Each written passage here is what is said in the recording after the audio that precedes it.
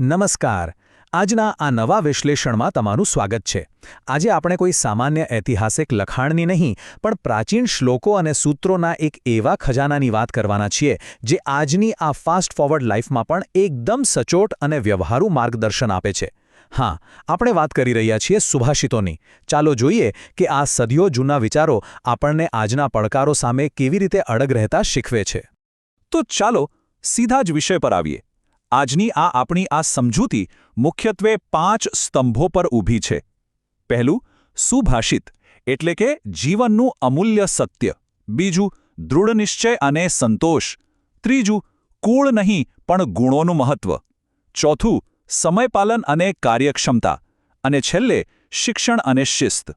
શરૂઆત કરીએ પહેલા વિભાગથી, જીવનનું અમૂલ્ય સત્ય. ચાલો સમજીએ કે આ પ્રાચીન પંક્તિઓ ખરેખર છે શું અને તેની પાછળ કઈ ફિલોસોફી છુપાયેલી છે. સુભાષિત. આ શબ્દ સાંભળવામાં કદાચ જૂનો લાગે પણ તેનો અર્થ બહુ જ રસપ્રદ છે. સુભાષિત એટલે એકદમ સરસ રીતે કહેવાયેલો નીતિ વિચાર. જુઓ, આ કોઈ સામાન્ય કહેવતો નથી. આ તો પેઢીઓથી ભેગા થયેલા અનુભવોનો સીધો નિચોડ છે. એમ માની લો ને કે આ એક પ્રકારનું હોકાયંત્ર એટલે કે કંપાસ છે. જ્યારે પણ લાઈફમાં કન્ફ્યુઝન થાય કે સાચો રસ્તો ન જડે ત્યારે આ નીતિ વિચારો તમને સાચી દિશા બતાવે છે. હવે તમને થશે કે સુભાષિતમાં એવું તો શું છે? મુખ્યત્વે તેના 4 લક્ષણો હોય છે. પહેલું, તે આપણને જીવનના ખૂબ જ અગત્યના પાઠ ભણાવે છે. બીજું, તે હવામાં વાતો નથી કરતું પણ જીવનની કઠોર વાસ્તવિકતાનો સ્વીકાર કરે છે. ત્રીજું, તેમાં વર્ષોના અનુભવો સમાયેલા હોવાથી તે આપણને ડીપ ઇન્સ્પિરેશન એટલે કે ઊંડી પ્રેરણા આપે છે. ટૂંકમાં કહીએ તો આ એક રિયાલિટી ચેક પણ છે અને સાથે સાથે જ જબરદસ્ત મોટિવેશન પણ પૂરું પાડે છે. ચાલો હવે બીજા વિભાગ પર જઈએ. દૃઢ નિશ્ચય અને સંતોષ. લાઈફમાં જ્યારે પ્રોબ્લેમ્સ આવે ત્યારે કેવી માનસિકતા હોવી જોઈએ એની વાત હવે આપણે કરીશું. આ વિભાગ સંપૂર્ણપણે આપણી આંતરિક શક્તિ પર કેન્દ્રિત છે. આ એક બહુ જ અદ્ભુત પંક્તિ છે. કદમ અસ્થિર હોય એને કદી રસ્તો નથી જડતો. અડગ મનના મુસાફરને હિમાલય પણ નથી નડતો. આ શબ્દોનું વજન અનુભવો. અહીં એકદમ સ્પષ્ટ વાત છે કે જો તમારા મનમાં ડાઉટ હશે, કન્ફ્યુઝન હશે, તો એકદમ સહેલો રસ્તો પણ તમને અઘરો જ લાગશે. પણ જો મન મક્કમ હશે ને તો હિમાલય જેવી મોટી અને અડગ મુશ્કેલીઓ પણ તમારો રસ્તો નહીં રોકી શકે. આ છે આપણા મનોબળની અસલી તાકાત. આ સરખામણી બહુ જ સરસ રીતે આ વાત સમજાવે છે.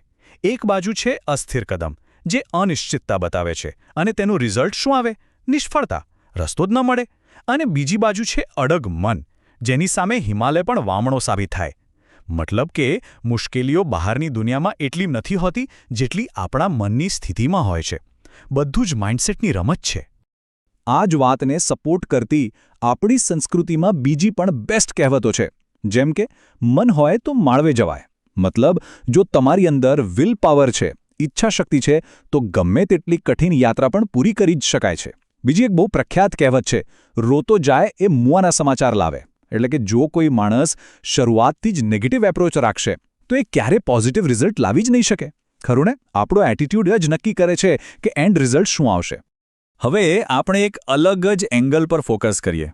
આ પંક્તિ સાંભળજો. 3 વાના મુજને મળ્યા, હૈયું મસ્તકને હાથ, બહુ દઈ દીધું નાથ, જ્યાં ચોથું નથી માગવું. અત્યાર સુધી આપણે બહારના પ્રોબ્લેમ્સ સામે લડવાની વાત કરી.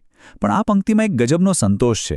આ માત્ર આભાર માનવાની વાત નથી પણ એક ખુમારી છે કે ભાઈ ભગવાને જે આપ્યું છે ને તે જીવન જીવવા માટે એકદમ પૂરતું છે. હવે આમાં સૌથી રસપ્રદ બાબત શું છે ખબર છે? આ 3 ભેટોનો ક્રમ. સૌથી પહેલું હૃદય, જે આપણી લાગણીઓનું પ્રતીક છે. બીજું મસ્તક, જે આપણી બુદ્ધિ અને વિચારશક્તિ દર્શાવે છે. અને ત્રીજું હાથ, જે આપણું કર્મ, આપણી એક્શન બતાવે છે. વિચારો, જો કોઈની પાસે સાચું વિચારવા માટે બુદ્ધિ હોય, સાચું અનુભવવા માટે લાગણી હોય અને મહેનત કરવા માટે હાથ હોય, તો તેને આત્મનિર્ભર અને સન્માનજનક રીતે જીવવા માટે ખરેખર કોઈ ચોથી વસ્તુની જરૂર જ નથી પડતી. ચાલો આગળ વધીએ આપણા ત્રીજા વિભાગ તરફ. કુળ નહીં, ગુણોનું મહત્વ. હવે આપણે આપણી આંતરિક ફિલોસોફીથી બહાર આવીને સોસાયટીના મૂલ્યોની વાત કરીશું. સમાજમાં કોઈની સાચી વેલ્યુ કેવી રીતે નક્કી થવી જોઈએ? આ પંક્તિના શબ્દો પર ખાસ ધ્યાન આપજો. ઉગે કમળ પંકમાં તતપી દેવ શિરે ચડે, નહીં કુળથી કિંતુ મૂલ્ય મૂલવાય ગુણો વડે. અહીં કમળનું કેટલું પાવરફુલ ઉદાહરણ આપ્યું છે.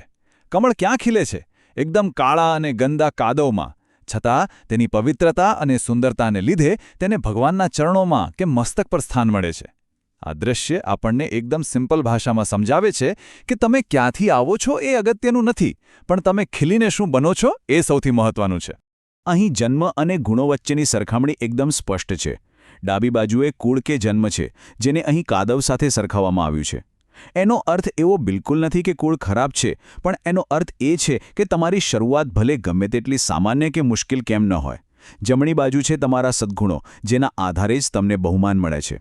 કોઈપણ વ્યક્તિની સાચી કિંમત તેના ખાનદાન કે બેકગ્રાઉન્ડ પરથી નહીં, પણ તેના ગુણો અને ચરિત્ર પરથી જ થવી જોઈએ. અને હા, આને જ સાચી મેરિટોક્રેસી કહેવાય. આગળનો વિભાગ છે વિભાગ 4, સમયપાલન અને કાર્યક્ષમતા. કેરેક્ટરની વાત તો થઈ ગઈ, પણ હવે વાત કરીએ એક્ઝિક્યુશનની. સારામાં સારો વિચાર પણ ત્યારે જ કામ લાગે જ્યારે તેને યોગ્ય સમયે અમલમાં મુકાય. સાચું ને? આ સુભાષિત એક બહુ જ પ્રેક્ટિકલ વોર્નિંગ આપે છે. આજ કરશું, કાલ કરશું, લંબાવો નહીં દહાડા. વિચાર કરતા વિઘ્નો મોટા, આવે વજમાં આડા. જુઓ, આ પંક્તિ આજના સમયના પ્રોક્રેસ્ટિનેશન એટલે કે કામ ટાળવાની આદત અને ઓવરથિંકિંગ પર સીધો જ પ્રહાર છે. જ્યારે આપણે કોઈ કામ કાલ પર ઠેલીએ છીએ, ત્યારે આપણે ખાલી સમય નથી બગાડતા, પણ ખરેખર તો આપણે નવા પ્રોબ્લેમ્સને ઇન્વિટેશન આપીએ છીએ.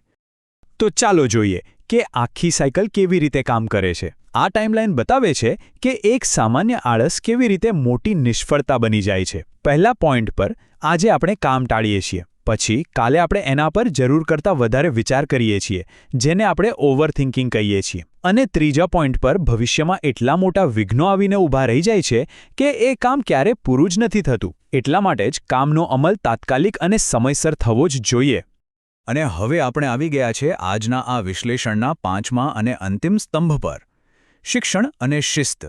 આ વાત માત્ર સ્કૂલમાં ભણતા બાળકો માટે નથી હો, આ આખી જિંદગી શીખતા રહેવા માટેનો પાયો છે. આ પંક્તિ સાંભળવામાં જેટલી સિમ્પલ છે, એટલી જ ઇન્સ્પાયરિંગ પણ છે. નિત્ય જવું નિશાળમાં, ભણવું રાખી ચિત્ત, ગુરુની શિક્ષા માનવી, એવી રૂઢી રાખો રીત. આમાં માત્ર ક્લાસરૂમમાં બેસવાની જ વાત નથી. આ એક એવી ડિસિપ્લિનવાળી લાઇફસ્ટાઇલની વાત છે જ્યાં માણસ હંમેશા નવું શીખવા તૈયાર હોય અને પોતાના માર્ગદર્શકની વાત માને. આ શિસ્ત છે જે સતત ગ્રોથનો રસ્તો ખોલે છે. જો આ નિયમોને આપણે ધ્યાનથી જોઈએ તો તે લાઇફલોંગ લર્નિંગ માટેના બેસ્ટ નિયમો છે. દરરોજ હાજર રહેવું એટલે કે કન્સિસ્ટન્સી જાળવવી, પૂરા ધ્યાનથી શીખવું એટલે ફોકસ રાખવું અને પ્રેઝન્ટમાં રહેવું, વડીલો કે ગુરુની શાણપણભરી વાતો માનવી એ આપણી નમ્રતા, આપણું હમ્બલનેસ બતાવે છે. જે માણસ લાઈફમાં હંમેશા એક વિદ્યાર્થી બનીને રહે છે ને, તે ક્યારેય પાછો નથી પડતો અને હંમેશા આગળ વધતો રહે છે. તો સૌથી અગત્યનો મુદ્દો એ છે કે જો આપણે આ 5 સ્તંભોને ખરેખર જીવનમાં ઉતારીએ, એટલે કે અડગ મનોબળ, ભગવાને જે આપ્યું છે એમાં સંતોષ, કુળ કરતા ગુણો પર ફોકસ, સમયસર કામ પૂરું કરવાની આદત અને આજીવન શીખતા રહેવાની શિસ્ત. જો આટલું હોય તો લાઈફનું એવું કયું શિખર છે જે આપણે સર ન કરી શકીએ? વિચારો, આ સુભાષિતો માત્ર ઐતિહાસિક શબ્દો નથી. આ આજના કોઈ પણ મોટા પડકારને હરાવવા માટેની એક ધારદાર ટૂલકીટ છે. તો શું તમે આ ટૂલકીટનો ઉપયોગ કરવા માટે તૈયાર છો? આજના વિશ્લેષણમાં મારી સાથે જોડાવા બદલ ખૂબ ખૂબ આભાર.